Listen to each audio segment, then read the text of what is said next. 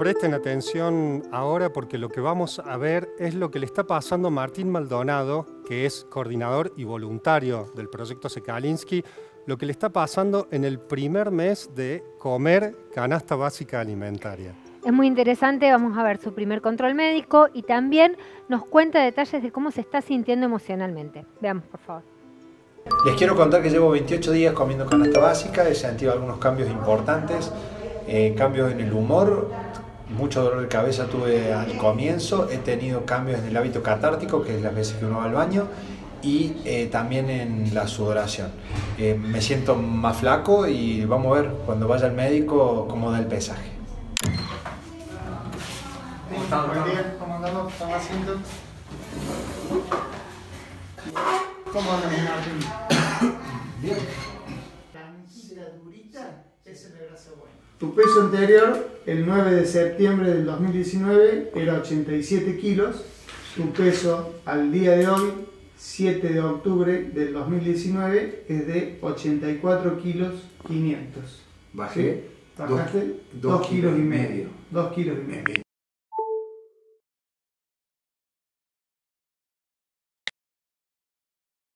A 28 días del comienzo del proyecto Sekalinski y pudimos objetivar una pérdida de 2 kilos y medio de su peso inicial. Esto yo considero que está en relación directa con el cambio en su alimentación, con la cantidad de calorías ingeridas. A pesar de la pérdida significativa de peso en casi 28 días, las variables clínicas de tensión arterial siguen en parámetros normales, siguen estando dentro de valores normales. Al iniciar tenía una tensión arterial de 120/70, hoy en día tiene 110/70, que sigue siendo normal para una persona de su edad y sexo. Llegando a casa, mediodía después del control médico y almorzar. La buena noticia de hoy es que tengo hígado, que no siempre tengo. Mi esposa el fin de semana preparó, así que me quedó. Y la mala noticia es que voy a tener que comer lo mismo a mediodía que a la noche porque tengo una reunión con amigos. Voy a llevar lo mismo, una vianda con lo mismo de hoy al mediodía, o sea, hígado, pollo y arroz. Día 45 de canasta básica y hace una semana más o menos empecé a comer mucho pan. Me cansé de tener hambre. El hambre es como un ardor que se siente casi en la boca del estómago. No duele, a mí por lo menos, en mi experiencia, no duele, pero está presente todo el tiempo, un ardor.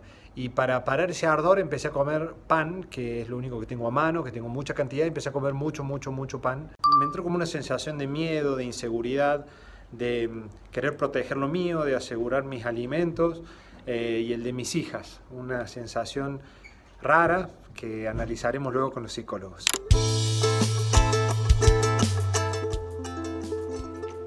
Bueno, son muy reveladores los testimonios que vemos porque lo que van contándole al médico, por ejemplo, ahí era el tema de la baja del peso y veíamos recién en Martín una cara de alguien que estaba ya unos días con este proyecto, esta investigación y que sus efectos están en el cuerpo. Digo, me llamó la atención las ojeras a mí, Cari. Claro, sí. Bueno, tiene que ver, el descenso de peso, déjame decirte que puede estar muy relacionado, como bien dice el doctor, por el cambio radical que ha habido en la alimentación de los voluntarios, independientemente del tipo de alimentación que hayan llevado antes, sea saludable o no. Cuando se incorporaron al proyecto y comenzaron a comer canasta básica de alimentos, el cambio ha sido radical y eso se puede reflejado en la balanza. Va a ser un parámetro, una variable a mirar a lo largo del estudio a ver cómo evoluciona. Y el cambio físico tiene que ver no solo con el descenso de peso, con el tipo de alimentos. Martín en algún momento habló de la falta de café, que lo ponía de mal humor. Bueno, todo esto claramente muestra el vínculo que hay entre lo que comemos y cómo nos sentimos y cómo nos vemos.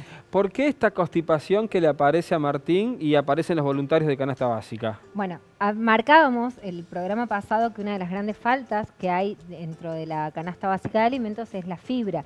La fibra dentro de alimentos como legumbres, mayor variedad de vegetales, frutas. Entonces, eso afecta directamente la motilidad intestinal, o sea, el ritmo con el que nuestro cuerpo evacúa, y ahí es donde está apareciendo la constipación. Esto que a veces los escuchamos en las bitácoras de mal humor o apesadumbrados. Sí, bueno. El componente hedónico de la alimentación, esto de disfrutar lo que comemos, el placer, no se olviden que ellos previo al estudio llevaban una alimentación en la que elegían lo que comer, cuándo comer y de qué manera prepararlo. Bueno, hoy ya esa realidad para ellos no existe. Entonces, eso afecta el estado anímico muchísimo. Incluso vemos que hasta les complica su vida social. Vemos también, cambia la sudoración y se queda en la boca. ¿Qué es eso? Bueno, tiene que ver obviamente con el nivel de hidratación. Los alimentos que están incorporando son principalmente secos.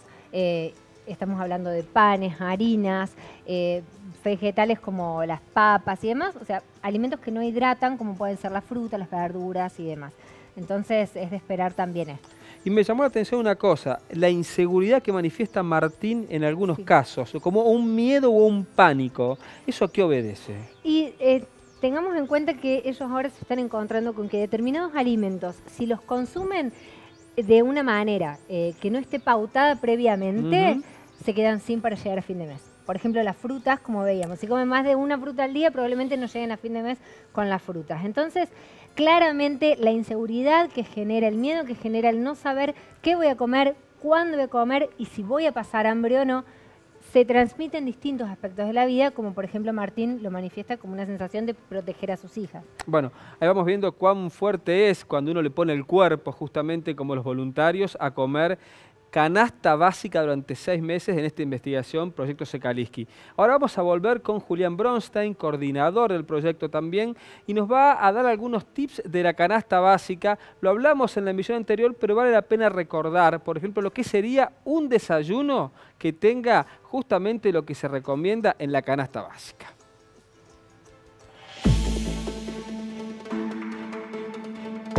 El desayuno Sekalinsky, el desayuno de la canasta básica. Un plato común deberes poner un bollo y medio de pan, una uña de tamaño de dedo meñique de mortadela o paleta, porque no es que elegir uno de los dos, y de queso, de mermelada, de manteca y dulce de leche, un revolvedor de café, esas cucharitas bien chiquititas, es una medida de cada uno. Un vaso chiquito, medida de toc de leche. Y si hablamos en proporciones, 3 sobrecitos de azúcar de los que uno comería en el bar. Esa es la cantidad de alimentos que tenés para el desayuno. Esto claro está, que es en el caso de que sea un hombre de aproximadamente mi edad. Porque si sos mujer, de cada uno de estos productos se retira aproximadamente el 30%. Hay 600 gramos de yerba para todo el mes. Esto significa que por cada mate tenés aproximadamente 2 o 3 cucharadas soperas.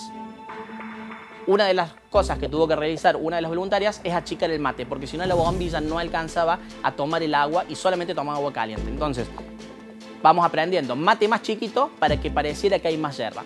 Respecto de la mermelada, acá tenemos un frasco de 500 gramos. Esto debería alcanzar para 7 meses de experimento, los 6 meses que dure el experimento con la canasta básica.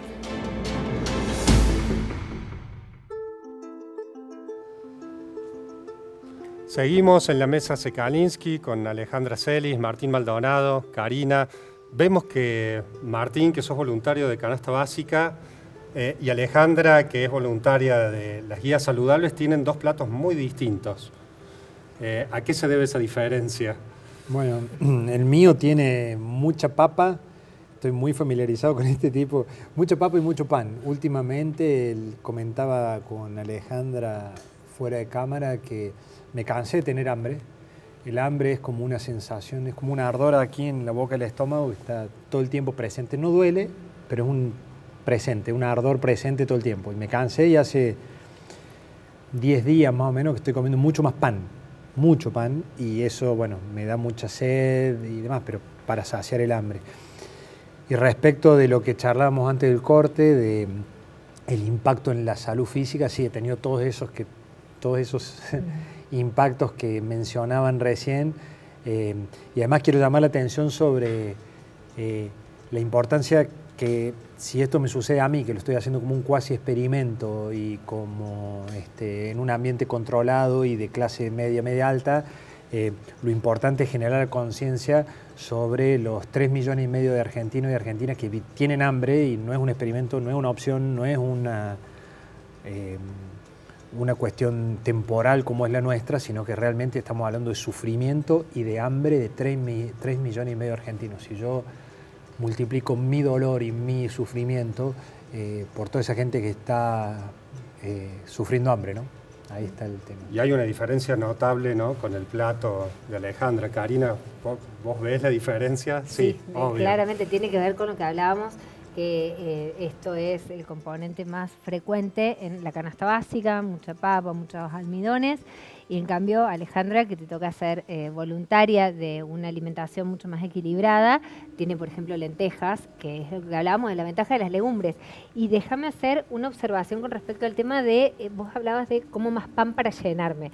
Fíjate lo importante de poder obtener saciedad con alimentos con alta densidad nutricional, o sea, que nos aporten, no solo que nos llenen, sino que nos aporten vitaminas, proteínas de calidad y demás, como es en el caso de las lentejas, donde probablemente vos no necesites el bollo de pan, Alejandra, para terminar de sentirte saciada con tu plato de legumbres, ¿no? No, de hecho, una de las situaciones que más ha caracterizado el tiempo que llevo la práctica de las guías alimentarias es que al revés, o sea, las guías alimentarias proponen entre sus opciones una gran cantidad de frutas y verduras que han venido a ocupar muchos lugares a lo largo del día como opciones de comida y de hecho han restado opción a alimentos que son de acceso muy rápido, como son los productos de panadería o de galletas, que son de acceso muy frecuente incluso en nuestros ámbitos laborales. Claro. Entonces ahora es al revés, mucho más fortaleza en la planificación para que esos alimentos estén presentes todos los días, y eso sí exige claramente mucha energía puesta en la planificación. O sea, hacer una alimentación consciente implica hacer uso de muchos recursos para que en el día a día eso sí pueda contemplar todo lo que proponen las guías alimentarias.